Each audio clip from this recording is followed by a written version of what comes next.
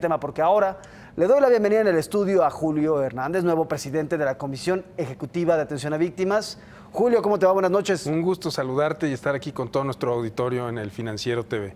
Julio, ya tú llegas a la comisión y hoy se da a conocer algo muy interesante, que se reparó el daño por primera vez a dos militares que fallecieron, que fueron asesinados, esto como parte de sus labores de combate a la delincuencia organizada. Son dos militares que iban en uno de estos helicópteros que fue derribado. Exactamente, un helicóptero fue derribado con granadas enviados desde un lanzagranadas.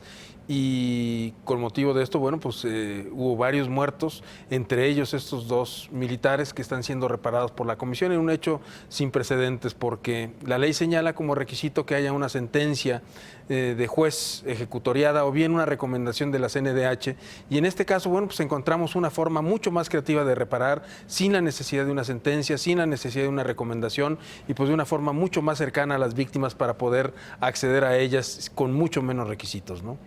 ¿Cómo se repara el daño precisamente a las familias de los militares? ¿Cómo se dio? ¿Es básicamente una reparación económica? ¿Es una reparación de atención psicológica? ¿Cómo se procedió? Mira, es una pregunta interesante, porque la reparación integral es tan amplia que incluye medidas de satisfacción, medidas de no repetición, medidas de compensación, medidas de satisfacción. Por ejemplo, el hecho de que se reconozca públicamente a las personas que son víctimas, que se pueda hacer un memorial, que lleven el nombre de una calle. Esas son medidas de satisfacción. Ahora, en este caso tienes una situación de seguridad, porque no se puede dar a conocer, me imagino, la identidad de las familias de estos militares, precisamente porque estaban combatiendo el crimen organizado. Y esa es una de las cosas que hemos cuidado mucho en la comisión, los datos de estos militares, los datos de sus familias, pero sí puedes hacer, por ejemplo, un monumento a las Fuerzas Armadas mexicanas y a la valentía de héroes como estos que ofrendaron su vida por cuidar la nuestra.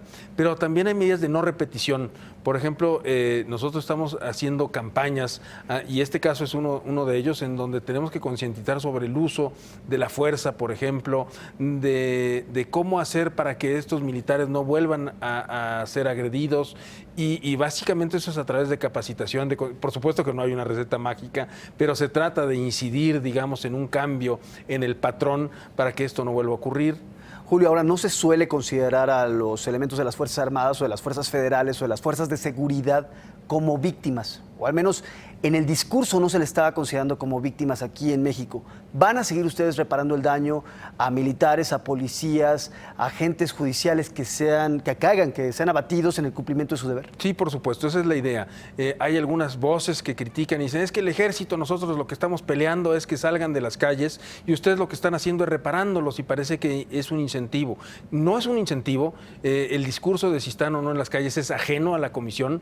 Nosotros lo que tenemos que hacer es responder por alguien que fue dañado en su esfera de derechos por la delincuencia organizada. Y esa es una víctima en términos de la Ley General de Víctimas, y nuestras Fuerzas Armadas, cuando caen abatidas o cuando resultan heridas por la delincuencia organizada, seguirán siendo en esta nueva etapa de la Comisión Ejecutiva consideradas como víctimas. Pregunta muy rápida y muy concreta. ¿Pueden calificar policías federales, policías estatales, policías municipales, militares?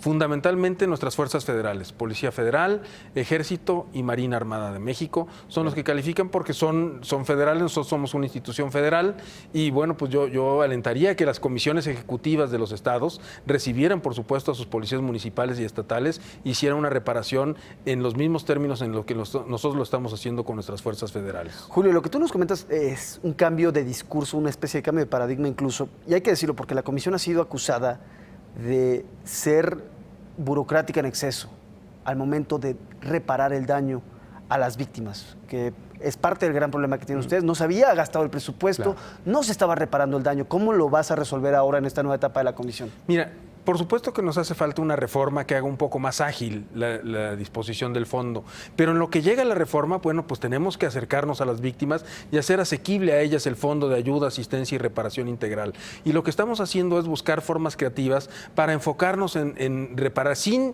quitar la reparación del daño a las víctimas de derechos humanos, aumentar la reparación del daño en casos de delitos, como es el caso de estos militares, pero también en el caso de Ayotzinapa, en el caso de los jugadores de fútbol del equipo de los Avispones de Chilpancingo, que la semana pasada también fueron reparados, 14 de ellos que resultaron heridos el 26 y 27 de septiembre del 2014. Y en la resolución de mañana, todos los martes sesionamos en pleno en la comisión, vienen más víctimas de delito que van a ser reparadas, algunas también de las Fuerzas Armadas, que ya te daré a conocer, pero que también el día de mañana serán reparados y además de otras víctimas del delito que también lo serán. Es decir, creo que la comisión debe de acercarse más a las víctimas, de hacer mucho más accesible para ellos el fondo de ayuda y reparación integral, trabajar en equipo. Somos 3 comisionados, Adrián Franco, Susana Pedrosa y tu servidor, y estamos unidos los 3 con una misma visión para acercarnos a las víctimas y para que esto dé un golpe de timón y que la propia ciudadanía sienta como propia a la comisión, ¿no? Que las víctimas sientan que es su casa la comisión. Con eso me quedo. Julio Hernández, presidente de la Comisión Ejecutiva de Atención a Víctimas. Gracias por estar con nosotros. Un gusto, un placer y siempre dispuesto. Y pendientes mañana a esta reparación, otro militar. Claro, otro militar y otras más personas que con gusto te estaré informando mañana. Con eso me quedo. Bueno, quédese